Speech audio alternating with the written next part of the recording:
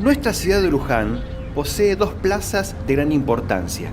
Una de ellas es la conocida Plaza Belgrano, rodeada por la Basílica Nacional de Luján y el Cabildo de la antigua villa, siendo la otra la plaza que lleva el nombre de Colón, en la que junto a la misma se encuentra el Palacio Municipal. Antiguamente era el campo de pastoreo del Cabildo de la villa de Luján. Ya en el año 1882, este predio ostentaba el nombre de Colón.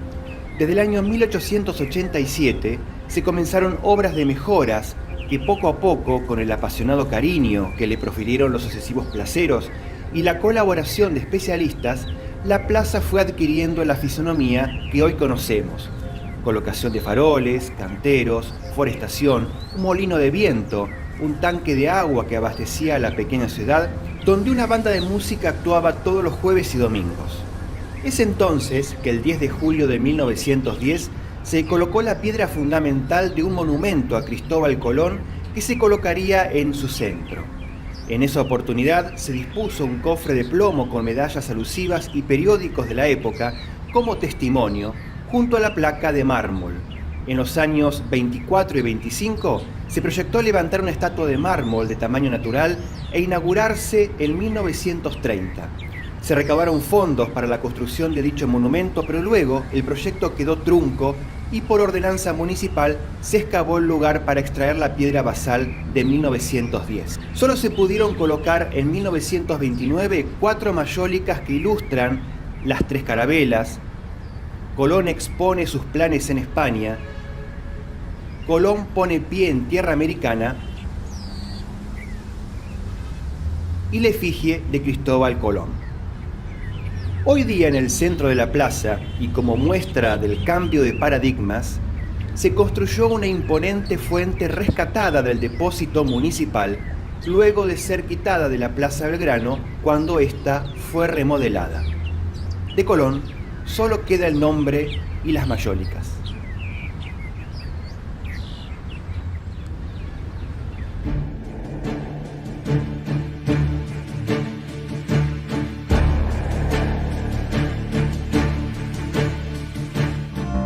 Fue a 12 días del mes de mayo del mismo año de 1492, en sábado, cuando vine a la villa de Palos, que es puerto de mar, a donde yo armé 3 navíos, muy aptos para semejante hecho, y partí de dicho puerto muy abastecido de muy muchos mantenimientos.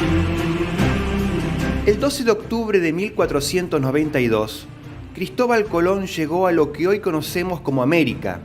Este episodio de la historia es comúnmente conocido como el descubrimiento de América. Así se ha enseñado en las escuelas de Hispanoamérica durante décadas. Incluso, hacia el siglo XX, la fecha comenzó a institucionalizarse, convirtiéndose en un intento de reivindicación que enaltecía los valores nacionalistas y exponía una especie de orgullo centrado en el mestizaje, a la vez que suponía que el origen de la magnanimidad y civilidad nacional se encontraba en la raíz europea u occidental, que daba cabida a ese mestizaje. No obstante, el término descubrimiento de América ha sido puesto en cuestión por múltiples investigadores e historiadores que encuentran en la denominación una grave problemática, pues reduce, simplifica o invisibiliza la complejidad de las relaciones sociales y de poder que surgieron con la venida de los españoles conquistadores, al mismo tiempo que suprime la validez y existencia de una historia, un territorio y una civilización previas a su llegada. ¿Qué dejó a su paso el Imperio Español? Les proponemos escuchar opiniones, posturas, visiones de historiadores, cronistas, artistas y escritores a lo largo de la historia. Fray Bartolomé de las Casas fue un encomendero español. A los 30 años renunció públicamente a los repartimientos y encomiendas de indios que había explotado. En 1523 ingresó en la Orden Dominicana y desde entonces dedicó a defenderlos. Por tal razón, se le conoce como el principal defensor de los indígenas y fue nombrado procurador o protector universal de todos los indios de las Indias hispánicas.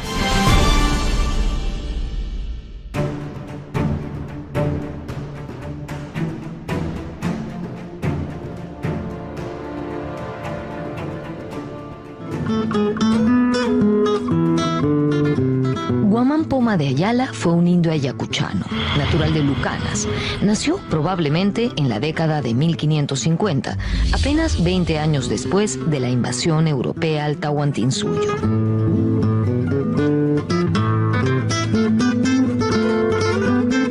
Era un indio ladino, alfabeto, que hablaba y leía castellano, católico y de costumbres españolas.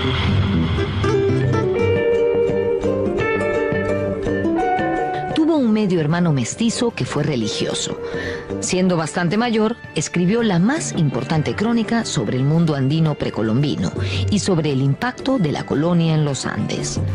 Además, era un artista y acompañó su texto con 400 dibujos que lo hicieron inmortal.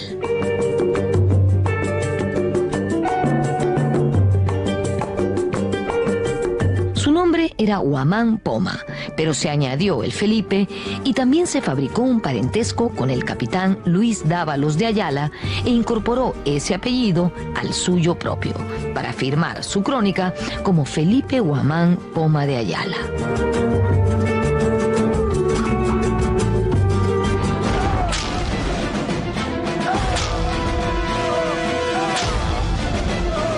Guamán Poma dirigió su crónica al rey de España, Felipe III, a quien pedía resolviera los males que habían caído sobre los Andes a raíz de la conquista. Para seducir al monarca, le ofrecía un tributo muy superior al que ya existía si permitía que los indios se gobernasen solos, de acuerdo a su antigua usanza y con jefes propios que le rendirían suma obediencia como emperador del universo.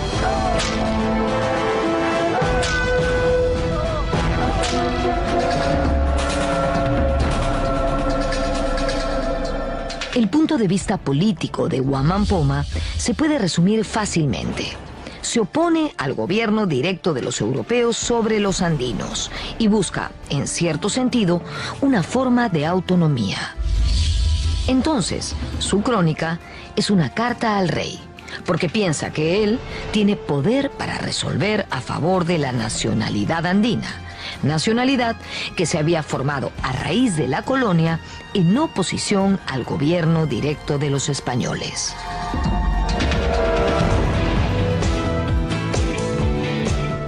No es el único misterio por resolver, porque en realidad toda la vida de Guamán Poma es poco conocida. Solo existen unos cuantos datos sueltos y la misma crónica, que al ser escrita con una fuerte pasión, nos permite entender el espíritu del cronista indio. Guamán Poma redactó su nueva crónica casi en el mismo momento en que Garcilaso de la Vega, el Inca, estaba escribiendo sus comentarios reales. Hubo dos crónicas paralelas y ambas geniales, la una escrita por un mestizo y la otra por un indio puro. De este modo, el Perú se dio el lujo de producir a la vez las dos interpretaciones fundamentales de nuestro pasado. Interpretaciones que han tenido una larga influencia desde entonces.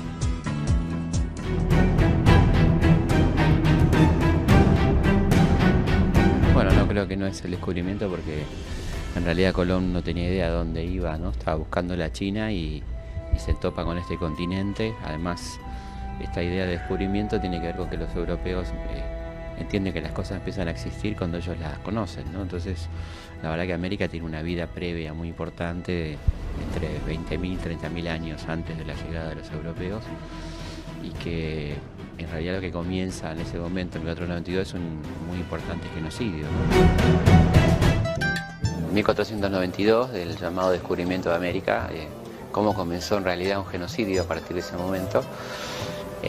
Y los equívocos, ¿no?, que tienen que ver con las nominaciones que se siguen usando todavía, como Día de la Raza, descubrimiento, contacto, encuentro, todas eufemismos en torno a lo que realmente ocurrió, ¿no? el comienzo de una verdadera matanza, violación, expropiación, todo lo que pasó a partir de ese momento en América. O sea, la coherencia de un relato que ya lleva más de 500 años, ¿no? Donde evidentemente se trata de quitar todo derecho e historicidad a los verdaderos dueños de la tierra, a la gente que vivía según sus costumbres, su religión, su lengua, su hábitat, ¿no? Y dar por válido que un pueblo invasor puede ser el que se imponga y que de alguna manera empieza a dictar leyes, empieza a gobernar como si el otro no existiera. Un ejemplo claro es el concepto de poblar, ¿no? Poblar las Indias, un continente que estaba altamente poblado y que en realidad fue despoblado, ¿no? En 1492 los nativos descubrieron que eran indios, descubrieron que vivían en América, descubrieron que estaban desnudos, descubrieron que existía el pecado, descubrieron que debían obediencia a un rey y a una reina de otro mundo y a un Dios de otro cielo. Y que ese Dios había inventado la culpa y el vestido, y había mandado que fuera quemado vivo quien adorara al sol y a la luna y a la tierra y a la lluvia que la moja.